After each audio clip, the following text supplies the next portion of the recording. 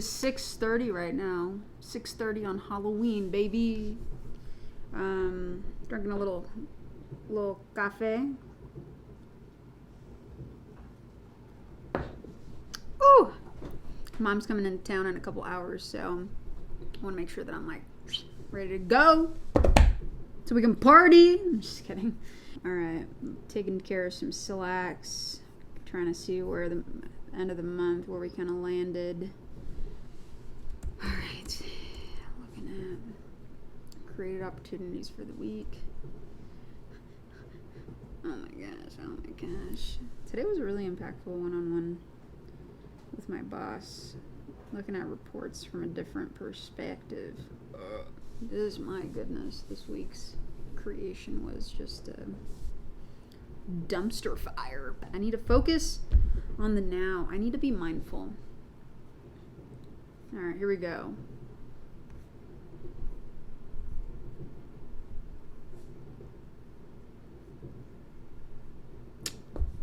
That's crazy. That's half the team. Half my people. 5 and then... Dang! Let's go! That's fire. I'm really proud of my crew. Freaking hustlers. I don't want to be controlling or anxious about this, so I just gotta chill. You might have clicked on this video and thought to yourself, man, I wonder if I would like being a player coach, but what if I hate managing people?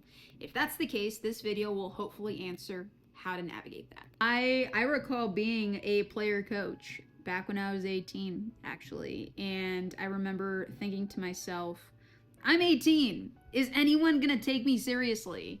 And I was like, gosh, I don't know, and I'm a little bit nervous about that. But I remember bringing up, the topic to my manager at the time, and I was like, hey, what are the chances I can hopefully get promoted? Ideally, this was back in like 2011. Whew. But I remember thinking, oh my gosh, like, is this something that I can do? I know I just started in this role. This was like back in September of 2011. Is this a possibility for me? And she looked at me and she said, get to your next promotion, which back in the day, promotions were based off of like total sales that I would generate. And so at the time, I think I was at like maybe $3,000 or $4,000 in total career sales. The next promotion was either going to be the $6,000 milestone or the $10,000 milestone. And within, I believe, a few weeks, if not a few months, I was able to get to that next promotion. And I was super excited. I became one of the top people within my office. People looked up to me. They were like, man, like, Bree had a really slow start, slow onboarding, slow ramp, and she somehow is one of the top people on the team, which is a really cool thing. And the reason why I really wanted to pursue management was because my managers played a huge role in my development. I can say right now that I wouldn't be here today if my assistant managers didn't take me under their wing and say, hey, right now you're not doing great, but let me show you the ropes. I was like, man, like, that's really cool. You did this for me. I want to do this for other people. And eventually, a couple years later, this was back in LA, I moved out to Colorado and I became the main branch manager up in Loveland. Did really well up there. So then they promoted me to the entire West Denver district. So I ran the entire operations there from 2017 to 2021. And we did some really cool things. But again, all of that would not have ever happened if it wasn't for my player coaches in my life that played a big role in my development in sales. But truly, I think I really do, I love what I do purely because it does tie to helping other people achieve their dreams and so forth. As corny as that sounds, but it's true. And if you're a manager, you probably feel the same way. What I would tell people that are interested in one day becoming a manager for their office or for their organization or for their department, I always tell people give it a shot, right? Because worst case scenario, you try out being a player coach for maybe a quarter, half a year, for 1 year, and you get some good exposure under your belt in being an individual contributor, so you still have the ability to make a crap ton of money in your role. But then you also, perhaps depending on the pay structure and the compensation, make a little bit of a bonus on the side for helping other people achieve their targets and their goals too, which is really great. Let's say you're contemplating, should I pursue a player coach path, or should I pursue being a manager for BDRs or SDRs or account executives? Kind of falls in under the same bucket. And let's say right now in this example, you're you are a top performing BDR on the team, and you get it. You know the workflow, you're very experienced, perhaps you've had exposure in the past, and so you're a quota crusher and it's exciting. And maybe you're thinking to yourself, all right, my manager, I can tell, has a lot on their plate, and I really want to test out, becoming a player coach. What does that consist of? Well, first things first is the responsibilities of carrying a quota still stay the same. A big misconception is the moment you become a player coach or an assistant manager for your team that you no longer carry a quota, and that's actually not necessarily true. As a matter of fact, you carry more weight, more responsibility, because now you're in charge of your number plus helping other people get to their number too. And so if you are ready to make the jump, recognize that it's going to expand your capacity in a lot of different ways. You're no longer just stressing about your individual number, but now you've got the pressure of other people hitting their number too. And again, everything in life that has purpose and has meaning, and if you think about it from a sports perspective, if it's the fourth quarter and you're part of the starting lineup, every minute, every pass, every shot matters. It's a lot of stress and it's a lot of pressure, but the top performers are able to excel, rise to the occasion, because they're meant for that type of line. They're meant for that type of pressure. They've trained before, they know what it takes to succeed, and they can do it again, and they can help inspire and motivate other people that haven't seen that success yet. And so, that being said, it's not a free ride to no stress. It's actually a little bit more pressure, but certainly worth it when it comes to the experience that you'd be getting from it. Another reason why player coaches are a valuable entity to an organization is it's the peer-to-peer feedback. What I mean by that is, I remember back in the day when I was fully in charge of a set quota and getting to that quota, I felt a lot of pride in being able to get to that quota and show that to other people on my team that perhaps thought quota was unattainable. And so that being said, when I hit quota and I was able to then work with an underperformer, so my first initiative was always, all right, let me get to quota as quickly as possible or pace ahead, so that way I have more bandwidth and more time to be able to help out other people on the team. And so then the moment I would land an opportunity or close a sale, my manager would always brag on it to the rest of the team, be like, oh, Bree just got, this closed, one call closed, yada, yada. And it was a really cool thing, because then everyone else would be like, oh, dang, Bree just out here slanging. And now when I go up to that rep that's underperforming, that my manager's like, hey, this person needs some additional coaching. Now, when I go help out that rep, they know and recognize Bree does this within her day-to-day, and so she knows how to succeed. I just saw her succeed when I went and did a side-by-side coaching session with her. And your advice and your feedback is just that much more impactful. And so that's where I love, if you think about it from, again, a sports perspective, as the coach, typically a coach is really close to their captain or their captains on a team, their starting lineup, they're more veteran reps or the veteran players. And they're working through the top performers to get through to the rest of the team.